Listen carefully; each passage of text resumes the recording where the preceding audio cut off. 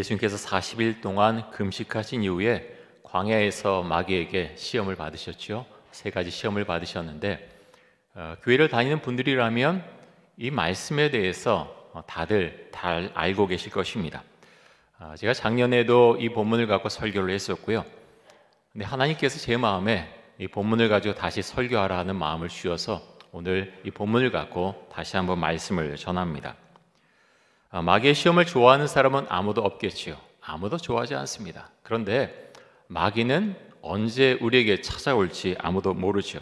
내가 원하지 않아도 마귀에게 시험을 받을 수 있다고 하는 것입니다. 특별히 살아가면서 큰 문제가 생기거나 마음이 불안하고 조급해질 때, 또 영성이 떨어져 있을 때 마귀는 여지없이 우리를 찾아옵니다. 여러분, 마귀가 접근해서 우리의 마음을 흔들어 놓을 때 우리는 어떻게 대응을 해야 되겠습니까? 간단하죠. 오늘 말씀에 나옵니다. 예수님처럼 말씀으로, 하나님의 말씀으로 대응을 해야 되겠죠. 그런데 여러분, 우리가 유의해야 될 점이 한 가지 있습니다. 그것이 무엇인가 하면 예수님은 마귀에게 시험을 받으시기 전에 광야에서 먼저 40일 동안 금식 기도하셨다고 하는 것입니다. 이것이 굉장히 중요합니다. 우리 모두가 40일 동안 금식 기도해야 되느냐? 그런 것은 아니죠. 하지만 예수님께서 마귀의 시험을 넉넉히 이길 수 있었던 이유는 크게 두 가지인데요. 첫 번째는 하나님의 말씀을 정확히 알았기 때문에 마귀가 하나님의 말씀을 가지고 시험하고자 할 때, 속이고자 할 때 넘어가지 않으시고 하나님의 말씀으로 정확히 대답을 하셨다는 것이고요. 또 하나는 기도로 예수님께서 철저하게 무장되어 있었다고 하는 것입니다. 지난 주간에 저희 동기 목사님이, 저희 동기 같은 기도 모임하는 목사님들인데요, 카톡방에 영상 하나를 올렸습니다. 요즘 유튜브에 참 많이 올라와 있던데요, 에즈베리 대학교에서 일어난 부흥의 역사를 담은 짧은 영상이었습니다.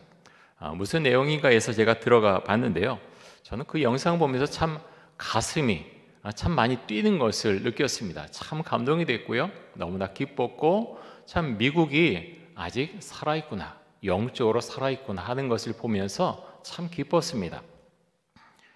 미국의 캔터베리 주에 있는 에즈베리 대학교에서 시작된 영적 부흥에 대한 영상인데요, 에즈베리 대학교에서 시작된 이 영적 부흥 운동은 올해 2월 8일에 대학교에서 수요 예배를 드렸는데요, 수요 채플 시간에 그 예배를 끝나고 다 이제 수업을 들으러 들어가고 교수들은 돌아가고 그랬는데 한 20명 정도의 학생들이 그 자리에 남아서 계속해서 기도를 했다고 합니다.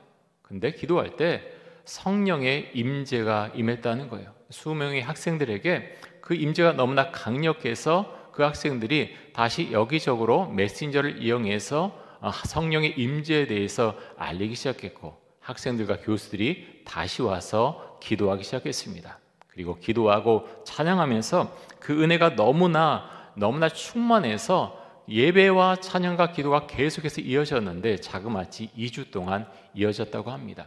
어떤 사람들은 예배실에 와서요, 떠나지 못하고 밤새워 기도하는 사람들도 많이 있었다고 합니다. 미국 각지에서 이 소식을 듣고, 심지어 해외에서 이 소식을 듣고 그 에즈베리 대학교로 많이 몰려왔는데요, 그 예배실에 들어가기 위해서 6-7시간씩 밖에 줄 서서 있다가 들어가는 모습을 보였다고 합니다. 여러분, 그것이 가능한가요? 왜 6시간, 7시간씩 그 멀리 비행기를 타고 온 사람도 많은데요, 그 밖에서 줄을 서서 기다립니까? 한 가지밖에 없습니다. 은혜를 사모하기 때문에, 성령의 임재를 경험하고 싶어서 그 밖에서 기다리면서 함께 모여 찬양하기도 하고요, 어떤 사람들은 무릎 꿇고 기도하는 모습을 참 많이 보여주었습니다. 워싱턴 중앙교회 유흥열 목사님은 그가 유튜브에 이 글을 올리면서, 영상 올리면서 그런 이야기를 했습니다. 부흥의 현장은 어떤 거대한 역사가 일어난 것이 아니라 너무나 조용하고 평온한 질서가 그곳에 있었습니다 라고 자신이 본 내용에 대해서, 현장에 대해서 설명을 합니다. 유튜브 영상에도 많이 올라와 있지만요, 인터넷에 찾아보면 에즈베리 대학교의 부흥에 대해서 두 가지 엇갈린 시선이 있습니다. 첫 번째는 정말 하나님께서 역사하신 부흥의 역사다라고 평가를 하고요, 다른 한편에서는 열광주의, 신비주의가 아닌가, 경계해야 된다, 이렇게 주장을 하기도 합니다. 사랑하는 성도 여러분, 저는 장로교회에서 자라왔고 지금은 장로교 목사입니다.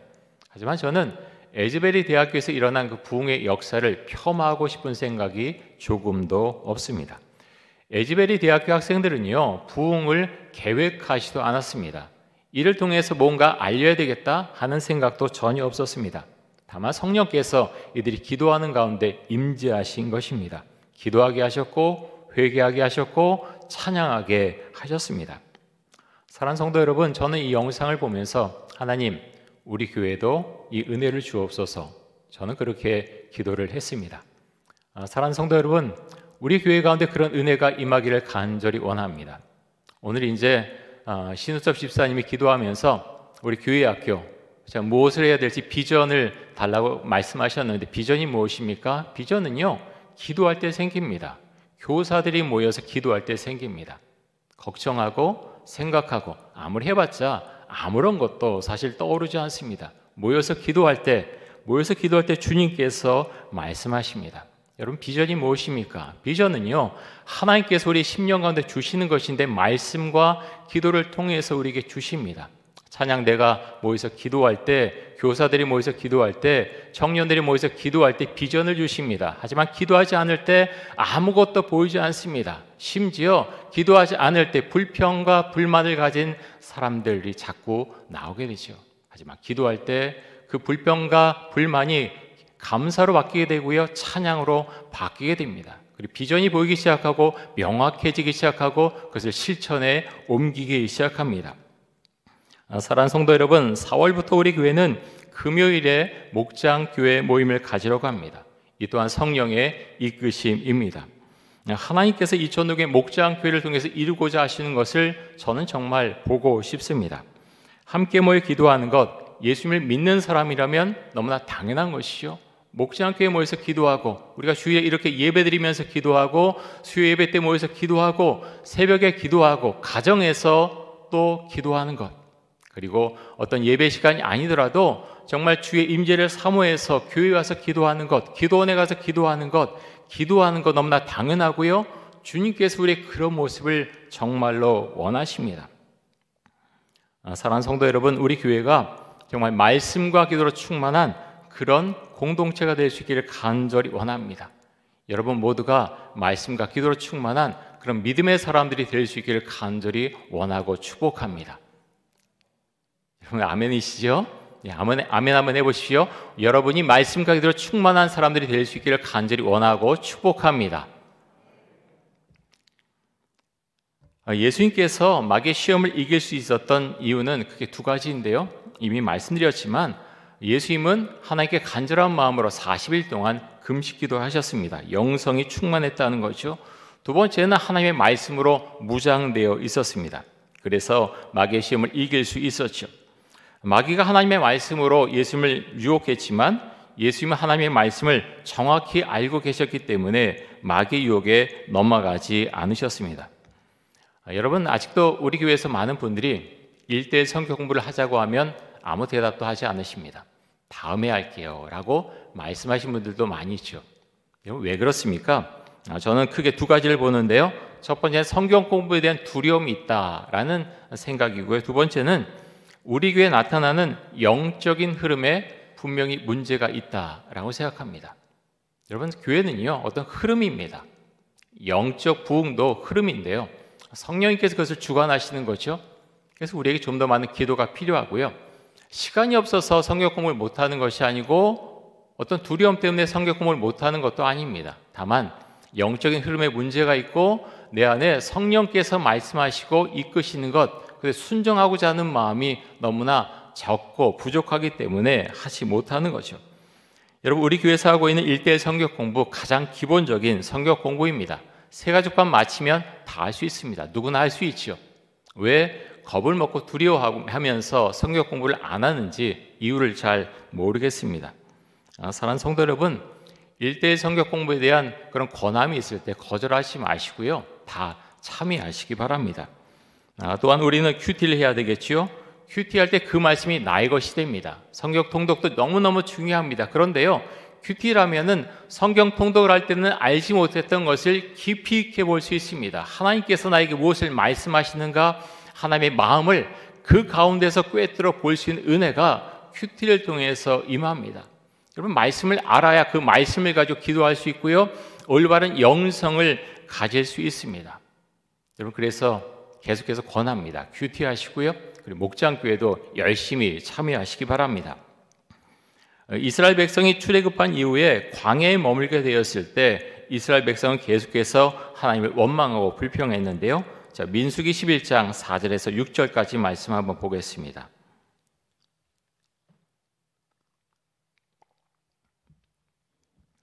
그들 중에 섞여 사는 다른 인종들이 탐욕을 품음에 이스라엘 자손도 다시 울며 이르되 누가 우리에게 고기를 주어 먹게 하랴.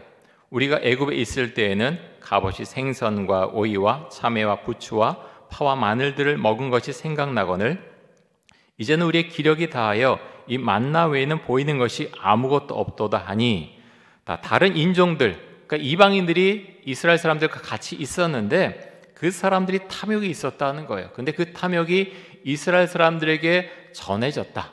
여러분, 안 좋은 것도 좋은 것도 다 옆 사람에게 영향을 미치지요. 그것이 퍼져 나가는 것입니다.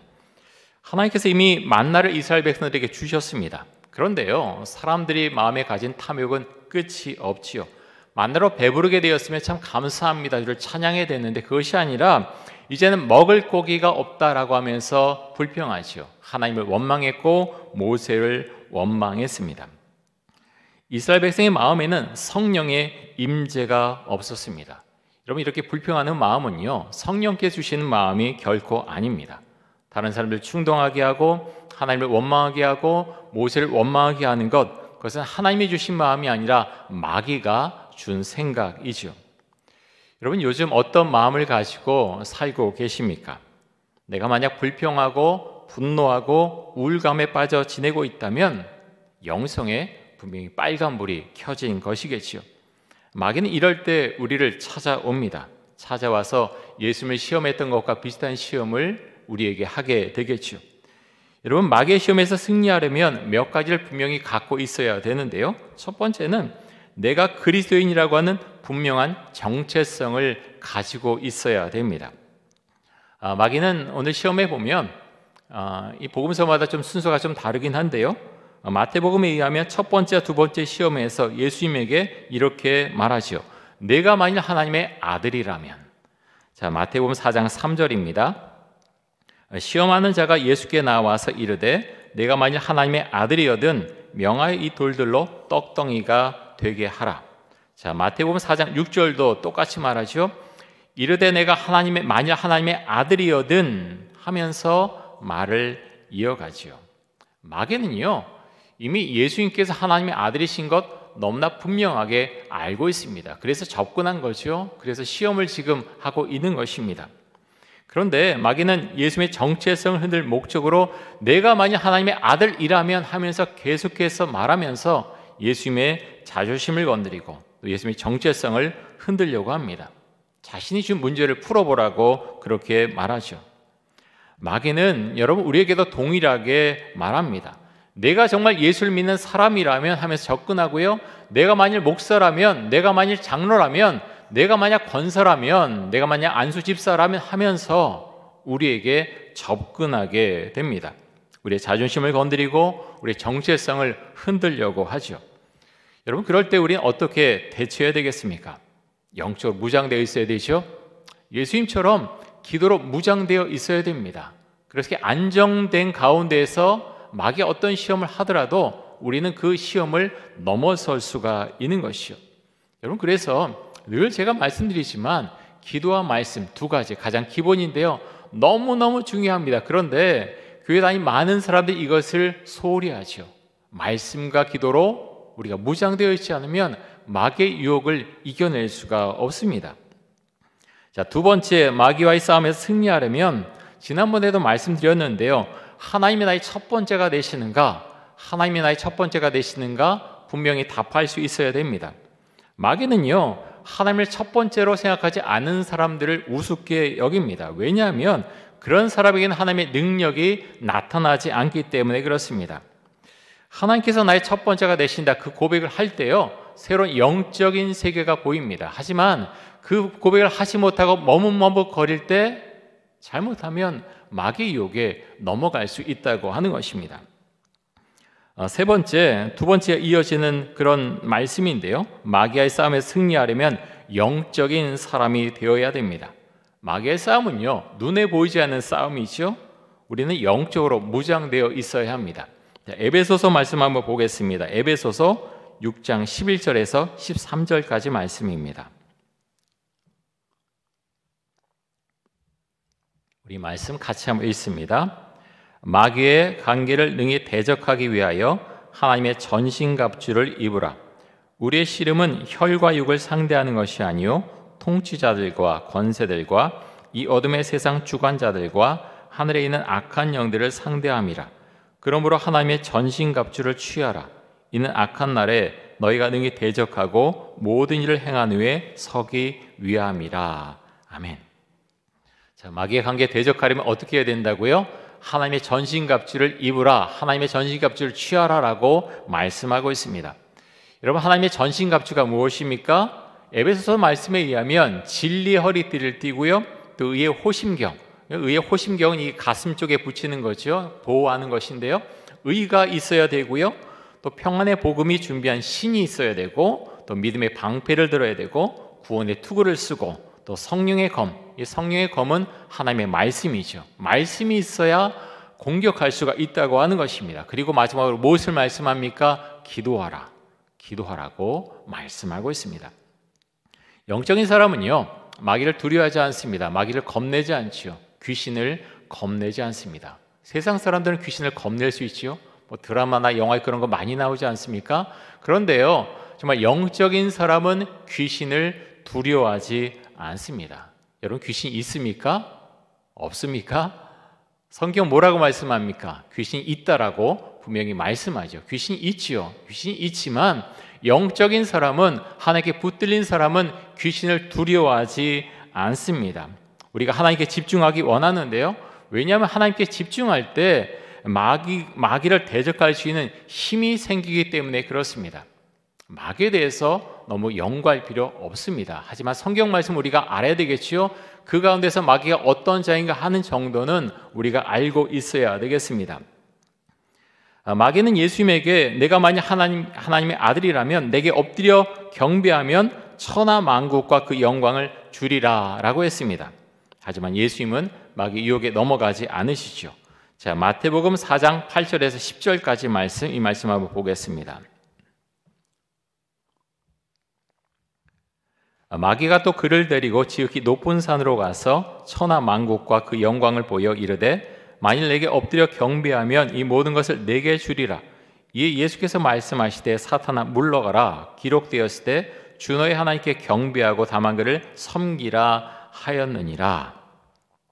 여러분, 예수님을 믿는 사람은요, 예수님을 의지합니다. 철저하게 의지하죠. 사탄은 우리 주변을 맴돌면서 언제라도 우리를 쓰러뜨릴 생각하고 또 계략을 꾸미게 됩니다. 하지만 우리가 예수님을 의지하고 말씀과 기도로 무장되어 있으면 아무 문제가 생기지 않지요. 사랑하는 성도 여러분, 주님의 이름을 의지해서 믿음으로 말씀을 선포하시기 바랍니다. 그래서 선포할 때 마귀는요, 우리를 넘어뜨리지 못합니다. 사랑하는 성도 여러분, 성령 충만하십시오. 기도하십시오. 찬양하십시오. 큐티하십시오. 성경 공부하는 거 두려워하지 마시고 성경 공부하십시오. 내 생각이 성령님을 앞서가지 않도록 기도하십시오. 사랑하는 성도 여러분, 우리 교회에 성령님의 임재가 있기를 정말 간절히 원하고 기도합니다. 여러분, 아까 에즈베리 대학교에 대해서 그 부흥에 대해서 말씀드렸는데요, 다른 것이 아닙니다. 믿음의 사람들이 모여서 기도할 때, 조용히 기도할 때 성령께서 임재합니다. 그런데요, 그 임재는요, 질서가 있으면서도 강력합니다. 강력한 임재가 있다고 하는 것입니다. 사랑하는 성도 여러분, 부흥을 원하십니까? 그렇다면 기도하십시오. 어떤 프로그램, 어떤 행사 필요합니다. 필요하지요. 그런데요, 그런 모든 것을 계획하고 수많은 예산을 쓰고 많이 노력하고 헌신할지라도 기도하지 않으면 아무것도 나타나지 않을 것입니다. 설사 겉으로 볼 때 어떤 부흥이 일어난다 하더라도 기도하지 않으면 수많은 문제가 계속해서 일어나게 됩니다. 그래서요, 부흥은요, 성령께서 이끌어 주시는 것입니다. 세상에는 눈에 보이진 않지만 두 가지 부흥이 있습니다. 사람들의 전략과 어떤 계획과 돈에 의해서 부흥되는 경우가 있고요. 하지만 어떤 부흥은요, 성령께서 이끌어 주시는 부흥의 역사입니다. 사랑하는 성도 여러분, 우리가 기도할 수 있기 원합니다. 우리 성도님들, 일부에 보이시 우리 성도님들 참 부지런한 분이시고 참 이렇게 이른 예배 오셔서 참 감사합니다.